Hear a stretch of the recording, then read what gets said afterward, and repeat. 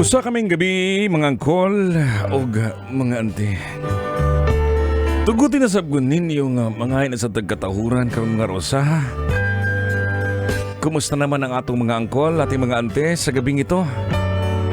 At syempre dahil nga dumaan tayo ng weekend, Friday weekend, Saturday weekend, syempre kahapon linggo. Kumusta naman ang inyong lagay nung weekend mga angkol at mga ante? Sana naging masaya kayo at siguro nakapagpahinga din kayo, no? Ikaw, nagpadako lang siguro kasi mong itlog sa kwarto. Tibok adlaw gani mong way ligo-ligo kay simpleng buhay. Nagpakondisyon sa spark plug. O kaya naman mga angkol at mga auntie, yung iba naman ay nag-spend ng kanilang weekend. Siyempre kasama yung pamilya. Kasama yung mga mahal sa buhay. Kasama yung mga illegal. Simba ko palayo. Diyos por santo. At siyempre naman, no, at least kahit papaano maganda ito, no, para sa ating katawan. Hindi lang sa katawang lupa, kasama na rin yung mind, yung utak natin. Kasi nakapag-pa-recharge po tayo mga kabisyo. Ayan, eto gusto ko lang i-share sana, no. Kasi nung Sabado, Saturday weekend po, nagkaroon kami ng operation. Wow, operation ha. Pero ditong operation tanglad.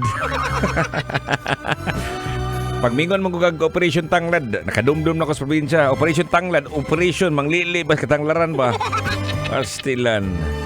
Yun nung nakarang Sabado mga kabisyo, nagkaroon kami ng MBC Operation Tulong. Dito sa may bandang Malate, Manila, no? Sa San Andres Gymnasium sa may Manila. At syempre nagkaroon kami ng syempre may medical mission, nagkaroon kami ng mga palaro at iba pa. At least kahit papaano nakatulong tayo sa ating mga nangangailangang mga kabisyo natin. At marami pong salamat po sa inyo na andun po kayo at kahit papaano nakapag-abot kami ng tulong po sa inyo. Marami pong salamat ha. At sa gabing ito, no, mga kabisyo, no, naisip kong magandang pag-usapan natin eto mga bagay-bagay tungkol siguro ito. Ikaw, nandito ka na nagtatrabaho sa Metro Manila, matagal na rin siguro hindi ka na nakauwi. O kaya naman yung mga kapatid mo nasa ibang bansa. O kaya naman alam ko busy din naghahanap buhay, kagaya mo din. At magandang pag-usapan siguro dito ang magkakapatid. Di ba? Mga naalala natin to, no? Siguro nung kabataan natin kahit mga maliliit na bagay, no?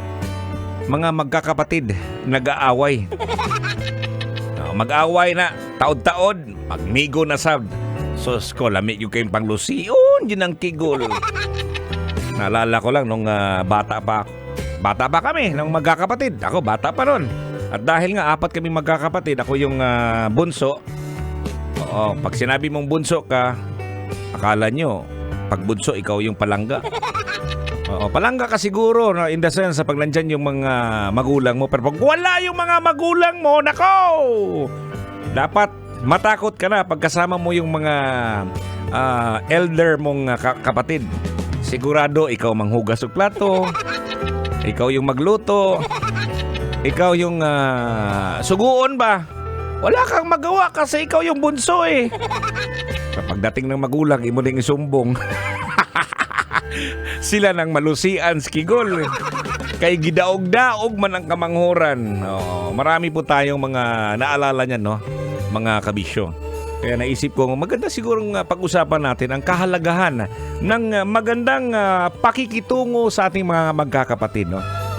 Siguro pag bata pa tayo, binabaliwala natin yung mga ganong bagay. Away bati tayo sa mga magkakapatid eh. Ganon yun eh. Pero pag malaki na tayo, pag meron kayong away at hindi kayo nagbabati ng dalawa, wala kayo, kaaway pa rin kayo, nako, akong lusiyon, yun ang inyong kigol. Napaka-importante yan mga kabisyo, no? Especially sa atin na tayo'y nasa tamang edad na po. Ikaw, siguro may asawa ka na, may anak ka na. Dito mo palang naiintindihan ang kahalagahan ng magandang pakikitungo ng mga magkakapatid. Una-una na pagmutaliwan panaw ng inyuhang mga ginikanan, kinsa pa may magtabangay kung dili ang mga manag-usuon. So ibig kong sabihin sa lahat po ng mga hindi po maganda yung pakikitungo, abay nararapat na sigurong napapanahon na tayo po ay kausapin natin sila. Kausapin po natin ang mga kapatid natin na sana magkaroon ng okay pas all right. At minsan din hindi natin din maiwasan, no? Okay sana kayo magkakapatid, bati po kayo. Kaya lang nag-asawa ka ng isang madamot. Ng suyaan ba? Parang hindi ko lang maintindihan, no? Bakit kaya may mga bagay-bagay? Kaya naisip ko ngayon na balikan natin ang mga bagay-bagay na nangyari sa atin nung bata pa tayo, mga away kabataan ng mga magkakapatid. Kaya ngayon, mga kabisyo, at dahil malaki na po tayo, at yung ilan sa atin may sarili na pong pamilya, meron sigurong hindi pa nag-aasawa, ulay na. Pag sinabi mong ulay, gilawa-lawa na. Kaya kailangan po natin na ang kahalagahan ng magandang pakikitungo ng mga magkakapatid.